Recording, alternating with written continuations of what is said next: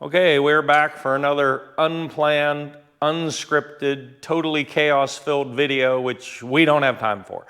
But cool things show up, so we're gonna go ahead and do it. So this showed up yesterday. We haven't saw one of these here in quite a while. And so she'll probably fast forward this as I open this, but I just wanted to show you guys what's in here. I really, really, really like these. Okay. So this is a Kahles. It's like call us, like call us on the phone. Call us. This is a it's 3 to 18. Doesn't matter. This is the part number. That's what you go by. So 3 to 18 illuminated counterclockwise. It's actually 3.5 to 18. 50 millimeter objective, SKMR3. That is the reticle, right? Okay, now wait a minute. They always have here. If you guys don't, if you've never got to handle one of these, to shoot one of these, to own one, it's hard to believe just here. Come on and see it. Show them how it comes. It's hard to believe just how nice they really are. I mean, people will be like, was it really worth that much money? And I would actually say yes, they really are. They're just, it's an amazing optic is what I'm trying to say. So it is heavy, okay? But as far as for a smaller scope, lengthwise, objective diameter, the way that the knobs are laid out, I mean, these things are just, I really like the fast focus eyepiece. The reticle in it, there's almost no difference between the SKMR3 and the 4. All that has to do is with the little dots in the middle. And again, you guys can't see this. I wish you could. It has a Christmas tree type reticle in it. And so you have say your 200 yard zero dot, and then half a mil, mil and a half, 2, 2.5, 3, 3.5, 4. And on the highest power, I can see the whole way down to 9 mils, which most of these guns, to get on at 1,000 yards, is somewhere between 5.5 and 6 mils, 60 clicks. Anyways, absolutely beautiful little scope. You probably recall from past videos, this is for a lighter gun. I'm gonna show you what gun this is going on there in a second, a 7 PRC. Our absolute favorite light gun scope was Schmidt-Bender, straight 10 power, 42 millimeter objective on a 30 millimeter tube. Probably one of the nicest scopes ever made. Just awesome, indestructible scopes. Police Marksman 2. Police Marksman 2, or 3.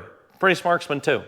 And they discontinued them. Of course, if it's really, really great, it always gets discontinued. So I just thought you might want to see this again, 3.5 to 18. Optically, these things are awesome. Is it equal to a Schmidt-Bender? I don't know. Unless you have them side by side, they are so good. Just each person's individual eye might say one or the other is better. In other words, they are at Schmidt-Bender optical quality. Mechanically, they might even be better. The F-class guys use these like crazy. And the PRS guys use these. They click them up, they click them down, up and down all day long. They beat the living crap out of these things. These are really, really awesome. I mean, and the thing is, it's small. Look how small it is. It's like a normal size scope. It's heavier, and of course the turrets are bigger, but really, really good. And that's going on this 7 PRC that's over here. So I guess we'll try to have some continuity here. So these are the rings I'm gonna put it in. We showed these before, probably are still our favorite rings. These are Badger Max 50. If you want to find them, that's the part number right there. Max 50 means that they are, here, I'll show them to you. These are 34 millimeter. By the way, the tube on that over there is 34 millimeter. Oh, and by the way, I had someone ask me about the new Kahles. I think those are the 3 to 28. See, they're 36 millimeter. That causes a lot of problems. You have to be able to everything has to be compatible. So you got to be able to get rings that match the tube, that match the barrel diameter, that matches the height of the rail. All this stuff really matters. And so until we start getting the right rings, I'm staying away from 36 millimeter. Anyways, look at these. Again, we've showed these before. 3 screws on a side, a 6-screw ring. Guys will be like, do you have to lap them or anything? You can't believe how perfect these are. I mean, these are awesome, and they're so strong, and they're not very heavy. You know what I mean? They're not very heavy at all. So those are awesome. I wanted to show you that. That's what's going to be going on this rail. Here's something else I wanted to show you. Again, just random stuff. So we use a lot of Duracoat, right? And guys will ask, which is better, Duracoat or Cerakote? I don't know. I've bead blasted them both off. They're both very tough. I've only applied Duracoat because I don't have heat. You got to have an oven for Cerakote. But they're both very, very good. But here's what's crazy. Look at the price for that bottle. $52 on the one that just showed up. We used to get these for what, Vicki? 32? Yeah. 32 maybe? Somewhere in there. So it has gone up $20 a bottle in what? The last 10 years, I would say. It's unbelievable that stuff is getting that expensive. So I wanted to show you that. Here, this is a whole nother subject. This is the 7 PRC. 2 barrels. I think I showed this before. That's barrel number 2, completely chambered. This is barrel number 1. It's on the receiver. Again, solid bottom, single shot. All these guys freak out. Like, oh, you don't have enough box length, blah, blah, blah. Well, who cares? Let's just do away with the dang box. Let's do away with the bottom metal. Let's build solid bottom single shot. And when you guys see this, when I take this out to shoot it, yes, it's 7 PRC, but it's set up just the same as we set up a 7 mag or a 300 Winchester, whatever. We have seated 190 grain burger out in the case where it should be. In other words, we did not adhere at all to Sammy's specs just because it's a 7 PRC. All right, Vicki, you're in the wrong place right there. You need to be over there. You're bugging me again with that thing. Okay, so, but what I'm going to show you here is trigger guard, okay? Again, this is a solid bottom single shot, and so when I turn it over, which I don't want to do just yet, I'll show you. It's already bedded. I already bedded the actual metal, the barrel and the receiver. But then what we did is we bed our trigger guards, which is like a whole complete other operation. And I don't think I've ever showed this before, breaking one out of here. So this is a 2-screw. So you've got this screw here in the front that's into an escutcheon that you'll see here in just about a second. That's underneath here. And yes, I know my hands are in the way. Now, this is bedded in here, right? And so sometimes pretty hard to get this out of here, right? I can feel it coming. And there you go. And so that's the way I set it up to bed it, right? And here it is. Can you see this, Vicki? Can you move your arm? Here it is bedded. Okay, let me wipe that off for a second so they can see this better. So this is a brass escutcheon that's in the front, and it is bigger on the top than it is on the bottom. So it literally, you could not tear that out of there. You'd snap the screw off before you could ever get that to come back up out of there. It would literally, it would break the screw. So you realize this all has to be, here, let me get something better to point with. Where are you at? So now this all has to be cut back out, right? You have to cut all this out, inlet it back out. The hole has to be put back in. And then the trigger guard, you have to clean all this up. It goes back in there, and it absolutely, positively cannot move after that. And so, you know, what's really interesting is there's whole bunches of people now, lots of them. They're building so-called custom guns, and they're not even bedding them. They're not even bedding them, especially on the chassis. They're just bolting them in. But I had a guy the other day that was talking to me. We have a foundation stock here now, the first one we're using. Looks like they got their inletting very good, but it still has to be bedded. And I had a guy on the phone asking me about foundation stock and blah, blah, blah.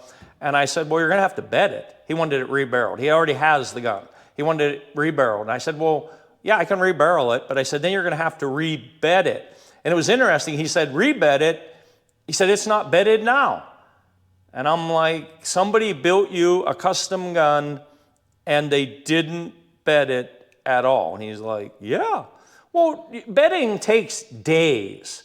I mean, if I'm on top of my game and I'm really moving some days, it takes at least 2 or 3 days. Just what you just see right here, to get this all ready, that's a full day's worth of work. And then you got to put it in there. You got to wait for it to cure. I mean, there's a lot of work in doing bedding. So here, look, I'm going to turn this over. Oh, wait. Before I turn it over, I want to show you something. Let's peel this off of her. And again, she can fast forward this if need be.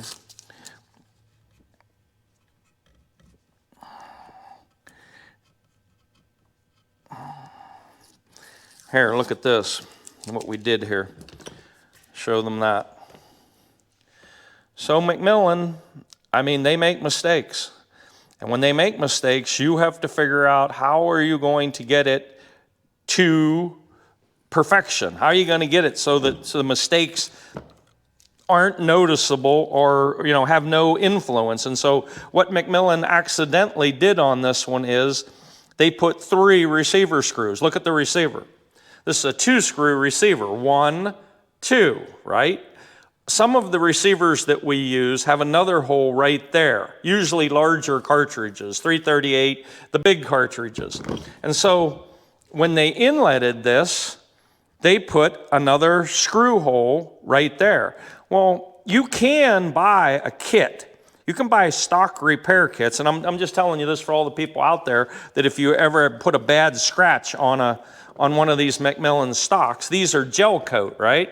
So you can buy a kit to repair it. Say you get a bad scratch, and it's basically epoxy with the right color and everything to match, and you can fill in that thing. But then you got to keep sanding it out with less and less aggressive sandpaper. I go the whole way down to 2,000 grit, which is almost polishing it, right? And you can fix it. You can fix a scratch or a defect or whatever, because sometimes they come with defects in them also. But it'll never be exactly perfect. It'll be really, really good. Probably an average guy that didn't know it was there and that was repaired, you probably couldn't even find it. But I'm looking at stuff usually through cheaters or 2, 3, even 4X cheaters, and I'm trying to find all the defects to make sure everything's perfect. And I didn't think it would be good enough to repair it, so this is what we did. We inletted, that's ADG brass, we inletted that right into the stock, and man, it came out really nice. I think that's a really nice feature. Now, don't everybody be asking me to do that, because just for that, to get that right, see, we had to buy a special end mill, because end mills, like drill bits, they come in standardized sizes, like quarter, half, 3/4, right? And then by 16ths, by 32nds. Well, it just so happened to get this, we had to special order a special end mill, and that end mill was like $50, wasn't it? Just to make that one cut. So I don't want to be doing that unless people realize that's going to have to be included. All right, so here's bedding, right? So this is, and I'm not going to tear all this off right now, but this is the top bedding, right? So this is all done, and it came out really well, by the way. And I don't know if you can tell, and I've showed it in other videos, we don't just bed over top of the stock. I mean, I cut channels through here. I drill hundreds of holes down through here. I cut back into the face of the stock right here. I cut into the face of the stock right there with an end mill so that I have a very strong shoulder for the recoil, the back of the recoil lug to go up against, because that's where the recoil's going. So this is all turned out really, really well. And I think that's about it. I know what I wanted to tell you. So here's something that's probably one of the hardest things I do. So stand here. So imagine you got this receiver, right? And you have the trigger in the receiver. The trigger goes right here. Now imagine that you rotate the stock either way, just even a little bit. And so what you get is, you get the trigger, the actual trigger shoe, If this is rotated just a degree, because it's longer, it's rotated much further. And I'm just exaggerating this. And the idea on a custom gun is to get your trigger shoe, to be centered in the trigger guard. In other words, you want the same amount on either side. I want to tell you something. It's very difficult to do. I've been fighting for this for 17 years, trying to get this absolutely perfect, to have the trigger shoe perfectly centered in those. All right, so here's the problem. Like I said, McMillan doesn't get everything perfect. I mean, they do a pretty good job. But see, you're running off of the holes that they already gave you, that they inletted at McMillan, right? So they laid this stock up, built the stock, then they put it in a CNC machine, and it runs the program to cut the window, to cut the side bolt release, to cut the bolt handle channel, you know what I mean? And or to cut your bottom metal, all that. Well, you've got that same exact problem. See, this stock can be a little this way or a little that way from being plumb, let's say, right? Perfectly vertical. So if you just set your metal into, say you're going to bed it, because you bed it first. If you set your metal in there going just off of their holes, there's a very good chance that this receiver will be rotated a degree or two either way. And like I said, so when you rotate a degree or two every way, this is magnified. So your trigger shoe swings way out either direction, right? The problem is no two of them are the same. Even though they use the exact same molds and they're using the same programs and everything, you got to realize once this comes out of the mold, they clamp it into a CNC machine, they clamp it into a vise, a Kurt vise, and then run the program. Well, it can be this way slightly, right? It can be this way, and it can also be this way, but that doesn't affect what we're talking about here. That affects this. The point is, the surfaces many times are not parallel. They are not square. It is not straight. And so you have to figure out where to put your metal in relation to where your trigger guard is actually going to be, right? Because this also, they don't get this cut right many times. And so what happens is this also will be moved either way. So you've got like 1, 2, at least 3 major variables that are going on that change almost every single time with every single stock. And what you have to do is you have to figure out where this is going to be 12 o'clock top dead center, where the real 12 o'clock top dead center is on the stock, and then when the metal goes in, where the real, and it would actually be 6 o'clock because it's upside down, where 6 o'clock bottom dead center is. And you have to get all of those surfaces aligned with each other just to get that trigger in the center of the trigger guard. Holy cow, was that a bunch of crap, okay? And it's hard. It is really hard. So you want to see whether the guy who's building your gun is really doing a good job or not, go look at that. And even sometimes I cannot get them perfect. They'll be just slightly off. Sometimes I'll rebed to try to rotate it over. It's important though. Especially on bench rest guns, it is very important that the stock is actually square and flat on the bottom, and that it recoils in a straight line, and that it tracks, and that the metal work is sitting in the stock truly at 12 o'clock top dead center, truly 6 o'clock bottom dead center, that everything is in line with each other. Because if it isn't, when the gun goes off, you're going to get weird torque going on, and it makes it much harder to shoot really small groups. By the way, that's another reason why that if you really want to shoot small groups, say you're buying a gun off us, you want it to shoot 1/4 inch, say it's going to be 7 mag, you're much better off to go with an A3 or an A5 or an A6, 7. The closer the stock is to bench rest configuration, the better results you'll get shooting it from the bench. It may not be as comfortable to carry around through the woods, but if you're going to sit and try to shoot groups out of it, moving more toward bench rest and away from sporter is a good idea. I think that's everything that I wanted to say. This PRC will be done here probably within another day or two. I paint all this. I actually hand paint all this, and I got to get in here and paint all this. I mean, there's a bunch of, these have to be bead blasted, and then they have to be Duracoated. That's what this is for. Then I have to load for it, and when we go to load for it, we have ADG brass. I showed that in another video.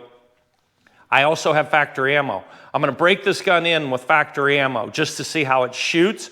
But then I've already decided I'm going to start with those 190 Burger, long range, hybrid, target, whatever they are. I'm going to start at about probably a max book charge, and then I'm going to go up in half grain increments. So I'll load whatever, 50, 50, 50 and a half, 51, 52. And I'm going to seat all bullets at max soft seat jam, long as they can go. And we're going to see what it'll really do, because all the people that whined and complained that we weren't really comparing apples to apples when we do the 7 mag, this will be the same, because it's a 7 PRC, yes, but we set it up to optimize it. The bullet is out where it should be, and it's in a bat solid bottom single shot. Again, probably the strongest receiver that is made out there, potentially. I mean, it has large diameter barrel on it. This is, I believe, inch 300, so we have more metal in the breech. These barrels, I think, are about 27 and a quarter inches long, is I think what they came out at.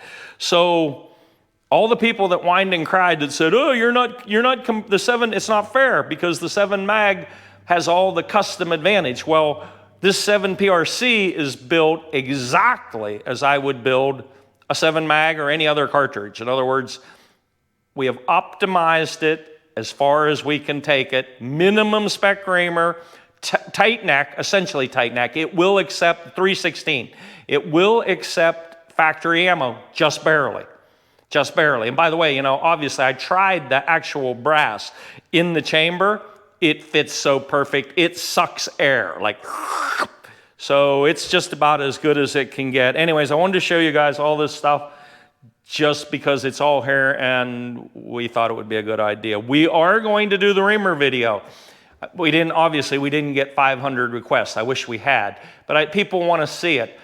I'm going to try to work with some other YouTube person to have them here so that we can have a dialogue going on, because there's so much to cover with reamers. And I think I will say it again, but I'll say it right now. You should realize, I set reamers up, I kind of design reamers, I buy reamers, I use reamers, but I don't build them. So we'll go deep into reamers, but there'll be even more that we could go into. The guys that actually design them, like Dave Manson, and he's gone now. I think that new guy's not new. The guy who took over is named Ray Gross. They have a lot of knowledge. Designing reamers and they know a lot of math, by the way. They're really, really sharp. They really are. So Dave Manson, like I said, is gone, but the man who took over, obviously Dave trained, and they're getting it right. They're doing a really good job. So the reamer video will be coming, but I have to get someone else here to help. So see you later.